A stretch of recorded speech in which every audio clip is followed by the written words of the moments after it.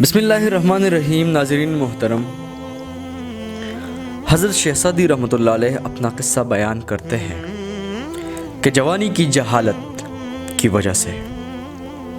ایک دفعہ میں نے اپنی ماں سے بد کلامی کی، جس پر وہ پریشان ہو گئی اور ایک کونے میں بیٹھ کر رونے لگی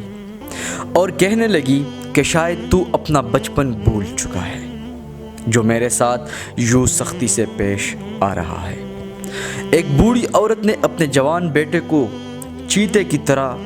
داڑتے دیکھ کر کہا کہ کیا تجھے وہ وقت یاد ہے جب تو میری گود میں بے بس و مجبور پڑا تھا اور آج مجھ پر یہ ظلم کرتا ہے کہ تو آج شیر ہے اور میں بوڑھی۔ حضرت شیخ سعدی رحمۃ اللہ علیہ اس حکایت میں بیان کر رہے ہیں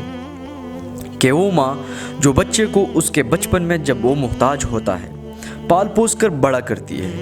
اور اپنی خوشی کو اس کی تکلیف پر قربان کر دیتی ہے اور اپنی راحت کو بھول کر اسے تمام آسائشیں مہیا کرتی ہے، جب وہی بچہ جوان ہو جاتا ہے تو وہ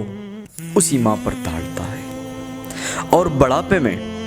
اس کی خدمت کرنے کے بجائے اس کے ساتھ برا رویہ رکھتا ہے۔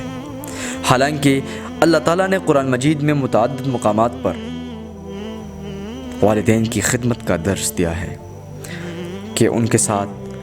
حسن سلوک سے پیش آیا کرو۔ اللہ تعالیٰ ہمیں اپنے والدین کی خدمت کا توفیق عطا فرمائے، آمین یا رب العالمین۔